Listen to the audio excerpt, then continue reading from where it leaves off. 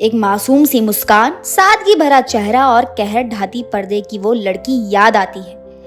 नंदनी कर्नाटकी यानी बॉलीवुड की नंदा का सफर 1948 से शुरू हुआ, जब वे महज 8 साल की थी। फिल्म मंदिर में बेबी नंदा के रूप में स्क्रीन पर आई।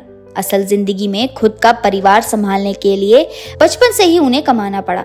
पिता मास्टर विनायक की मौत के बाद उन्होंने अपनी पढ़ाई बीच में ही छोड़ दी और सिनेमा में अपना करियर बनाना शुरू कर दिया। 50-60 के दशक में जब वहीदा रहमान, साधना, आशा पारेख जैसे बड़े नाम चमकते, तब नंदा अपनी सरलता और मासूमियत से दर्शकों के दिलों में जगह बना गई।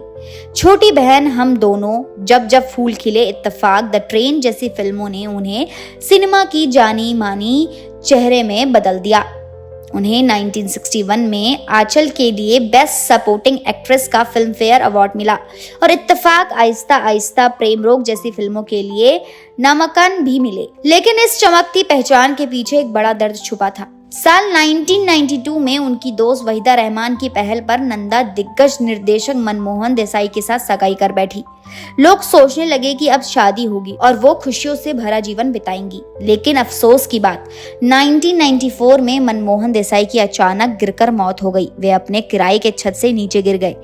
इस हादसे ने नंदा का जीवन पूरी तरह बदल दिया। उनके भाई जयप्रकाश का कहना है कि वे उन दिनों बेहद टूट गई थी। उन्होंने खुद कहा कि मैंने उन्हें पति माना था और वो हमेशा मेरे पति रहेंगे, और फिर कभी रंगीन कपड़े, गहने या चमक धमक की ओर ना देखा।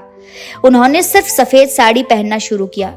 उसके बाद नंदा ने पूरी तरह फिल्मों से दूरी बना ली। फिल्मों की दुनिया से अलग अपने वर्सोवा वाले घर में जिंदगी बिताने लगी। उनका बाहरी जीवन बहुत सीमित हो गया। वहीदा, आशा, साधना, हेलन जैसी करीबी दोस्त से ही मुलाकात होती। खुद बल्ले बल्ले घूमने वाली नंदा अब घर से बाहर निकलने में भी कतराती थी। वह कभी शादी नहीं करने वाली थी, लेकिन मनमोहन देसाई के साथ सगाई करने के बाद उन्हें एक अलग ही अनुभव हुआ, जिसे उन्हें अपने जीवन भर याद रखा। उन्होंने खुद स्वीकार किया कि उनके दिल में वो अकेले वही थे और शादी का अर्थ वही पूरा करते हैं।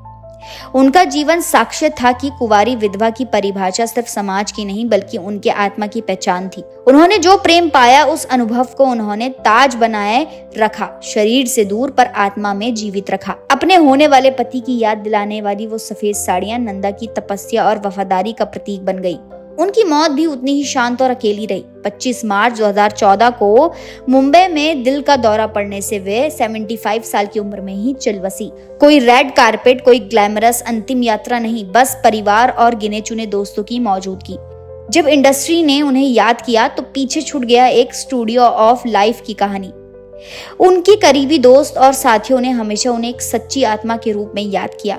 वहीदा रहमान ने एक बार कहा था कि नंदा ने काला बाजार से उनकी दोस्ती की शुरुआत कर दी थी और उसी से शुरू हुई उनकी जिंदगी का नया सफर। उनकी निजी जिंदगी इतनी दर्दनाक रही कि लोग पूछते हैं कि क्या ये सही था कि उन्होंने कभी कोई दूसरा रिश्ता नहीं स्वीकारा।